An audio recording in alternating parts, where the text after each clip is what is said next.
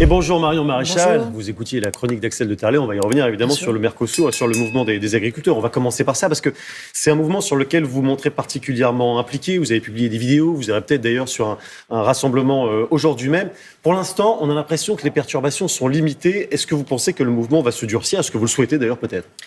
Alors oui, je le pense et oui, je le souhaite, puisque malheureusement, c'est la seule façon pour nos agriculteurs de se faire entendre. On l'a bien vu, une population qui est en extrême détresse économique. Je rappelle que ces pays du Mercosur sont la zone la plus compétitive du monde sur des produits agricoles qui sont particulièrement sensibles en Europe, notamment le bœuf, la volaille et le sucre, et que ceci vient en cumul d'autres difficultés, d'une concurrence qui est déjà très largement déloyale par ailleurs avec d'autres pays, une surréglementation, une surtransposition européenne, des coûts de production élevés, des normes environnementales de plus en plus dures qui menacent également notre compétitivité. Donc c'est vrai qu'il en va tout simplement d'une question de survie.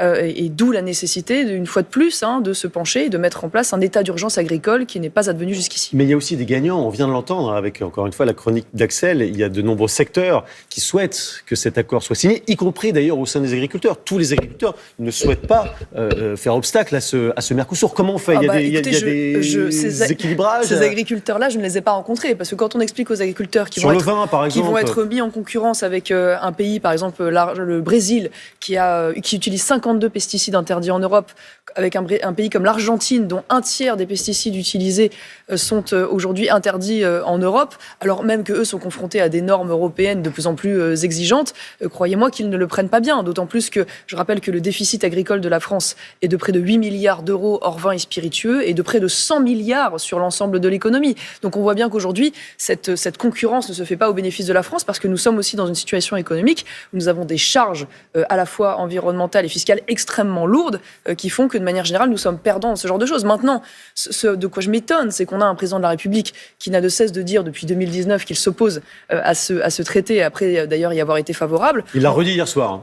Alors très bien, mais alors que fait-il pour obtenir des résultats au-delà des paroles? On sait aujourd'hui, par exemple, qu'il y a la Pologne, les Pays-Bas et l'Autriche qui ne sont pas particulièrement enthousiastes à l'idée de ce traité. Que ne va-t-il à la rencontre de ces gouvernements pour tenter d'organiser cette fameuse minorité de blocage? Mais comment vous l'expliquez? Qui permettrait de rendre effectif le veto de la France? C'est parce que la France ne pèse plus, tout simplement? La voix de la France n'est plus entendue? Parce que je pense, une fois de plus, que d'ailleurs Emmanuel Macron est dans une forme de duplicité, que par ailleurs, c'est vrai, aujourd'hui l'influence de la France, de son fait d'ailleurs, est très affaiblie, que la récente nomination de Stéphane Séjourné comme commissaire français ne va pas contribuer à renforcer la voix de la France, puisqu'il s'agit là du dernier caprice en réalité du président de la République, avec un homme qui n'a aucune compétence pour porter le portefeuille industriel, et que la situation de la France économiquement est dramatique. Et donc la voix de la France est très peu crédible au niveau européen, mais ça ne veut pas dire qu'il faut abandonner. Et une fois de plus, là, il y aurait moyen de constituer une minorité de blocage si nous en avions la volonté. Sur les actions et le niveau de blocage, le ministre de l'Intérieur s'est exprimé hier, Bruno Retailleau. Il a dit qu'il enverrait la force publique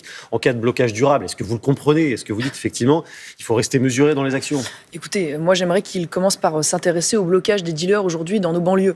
Parce que ça, l'un n'empêche pas l'autre. Vous voyez, c'est le plus urgent. Oui, enfin jusqu'ici, malheureusement, ces blocages n'ont pas été mis à mal. Donc moi, il faut comprendre que ces agriculteurs, ils font pas ça par plaisir. Ils font ça pour des raisons de survie, une fois de plus. Et que malheureusement, personne ne dit ça, bien sûr, mais il y a une mesure dans les actions. Voilà, c'est ça qui dit le ministre. À un moment donné, oui, enfin, vous savez que les agriculteurs sont des gens qui se lèvent tôt le matin, qui payent leurs impôts, qui travaillent et qui respectent la loi en général. On n'est pas face à des gens qui sont dans un jusqu'au-boutisme. Ils demandent juste à être entendus. Vous savez, l'année dernière, il y a eu l'une des plus grandes crises de mobilisation agricole de notre histoire. On a annoncé beaucoup de mesures. Et aujourd'hui, nos agriculteurs disent que le compte n'y est pas. Qu'à peine un tiers des mesures qui ont été annoncées ont été mises en place. On a quelques réponses ponctuelles, un seul contrôle par an, enfin très bien. Mais sur les questions structurelles, ça veut dire la surtransposition du droit européen, l'excès de normes, la fiscalité sur la transmission. Sur tous ces sujets, il n'y a eu aucune réponse politique majeure qui a été apportée. Alors, il y a une autre actualité importante ce matin qui vient des États-Unis et qui concerne l'Ukraine. Les Américains autorisent les Ukrainiens à frapper en Russie dans la profondeur avec les missiles que les Américains leur livrent, notamment les ATACMS. Est-ce qu'il fallait le faire? Est-ce que vous dites que c'est une bonne décision américaine ou bien est-ce que ça vous inquiète? Non, en ce qui concerne la France, nous sommes toujours opposés à ce qu'il puisse y avoir des frappes sur le sol russe. Tout simplement parce que c'est un risque d'escalade majeur vers la Troisième Guerre mondiale et qu'on s'étonne d'une décision aussi grave prise par l'administration Biden, en pleine transition d'ailleurs politique vers l'administration Trump, une sorte de fuite en avant au moment même d'ailleurs où Zelensky lui-même explique qu'il ouvre la voie à des négociations et à une sortie diplomatique dès 2025. Oui, mais on ne peut négocier qu'en position de force. C'est ça aussi que dit Zelensky. Il faut regagner du terrain pour pouvoir négocier. La grande difficulté au niveau européen, et que nous avons toujours tenté d'ailleurs de maintenir sur la ligne que nous avons défendue, c'était de dire comment nous pouvons aider au maximum l'Ukraine, ce que l'Europe a quand même très largement fait, sans basculer finalement dans une co-belligérance qui pourrait mondialiser le conflit. Le problème, c'est que nous sommes sur le fil. Il faut bien voir aujourd'hui qu'il y a l'arrivée de soldats nord-coréens, je ne vous l'apprends pas. Donc cette mondialisation, elle est en train d'advenir.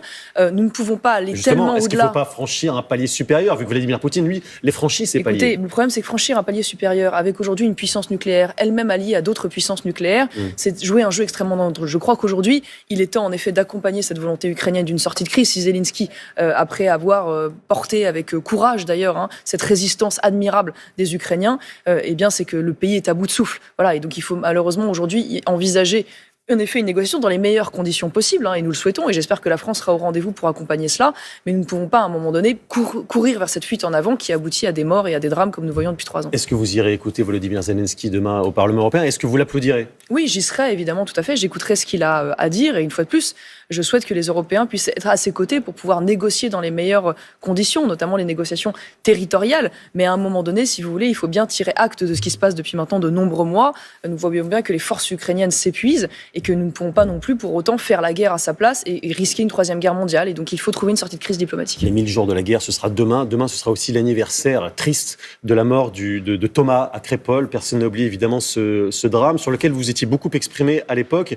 Il y a un autre jeune rugbyman du même club d'ailleurs, il y a 2 semaines, qui est mort dans d'autres circonstances. Et il a écopé d'une balle à la sortie d'une boîte de nuit. Il était au mauvais endroit, au mauvais moment, semble-t-il. Est-ce que vous avez l'impression que les choses depuis un an ont changé dans un sens ou dans un autre?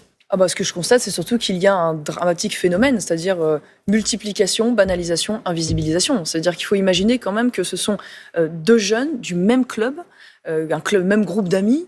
J'ai rencontré d'ailleurs la famille de Nicolas, qui est d'une dignité extraordinaire, des parents qui sont dans une situation économique assez fragile, qui expliquent avoir toujours travaillé, élevé leurs enfants dans de bonnes conditions, avec le respect évidemment de la loi et des autres. Nicolas, c'est l'autre jeune rugbyman qui est mort. Et qui se retrouve avec ce gamin qui meurt à la sortie d'une boîte de nuit. Mais ça n'est pas simplement un fait divers, c'est devenu un fait de société. Et la réalité, c'est que ce genre de phénomène se multiplie. On a aujourd'hui des fils de France qui meurent de balles, de coups de couteau, de gratuitement, avec une jeunesse française qui est prise en étau entre 2 phénomènes. Et Thomas et Nicolas en sont malheureusement les archétypes. D'une part, un racisme anti-blanc décomplexé d'une partie d'une jeunesse racaille, bien souvent d'origine immigrée, et qui s'en prend violemment et gratuitement à cette jeunesse de France. Et de l'autre, en effet, le trafic de drogue, dont est victime indirectement Nicolas, et qui gangrène de manière massive le territoire français. Est-ce que vous faites confiance à Bruno Retailleau, dont on imagine que vous êtes relativement proche sur le plan des idées, pour régler le problème ou pas? Le problème, c'est que c'est une question de confiance globale au gouvernement. Au-delà de Bruno Retailleau, il s'agit de savoir s'il a les moyens d'agir. Or, en ce qui concerne ces 2 sujets, elle touche non seulement à la question de la politique migratoire, et elle touche aussi à la question de la politique pénale et de la justice. Il y a une loi immigration prévue en début d'année prochaine. Et donc, est-ce que je fais confiance notamment à M. Migaud, ministre de la Justice, qui vient du Parti Socialiste, pour répondre à cela, alors que lui-même s'était opposé au plein plancher et avait fait l'apologie du bilan de Christiane Taubira? Je n'en suis pas certaine. Voilà. Et sur la question de l'immigration, on aimerait avoir des réponses structurelles et non pas une fois plus ponctuelles. Est-ce que le gouvernement envisage de remettre, par exemple, en cause l'accord avec l'Algérie? Je ne le crois pas et c'est regrettable. Alors, un mot sur un éventuel empêchement de Marine Le Pen. Il y a eu les réquisitions la semaine dernière. Au cas où elle était empêchée, est-ce que pour vous, Jordan Bardella serait le candidat naturel? Est-ce que vous le soutiendriez? Ou peut-être, le cas échéant, vous pourriez y aller vous-même? Non, mais écoutez, pour l'instant, la question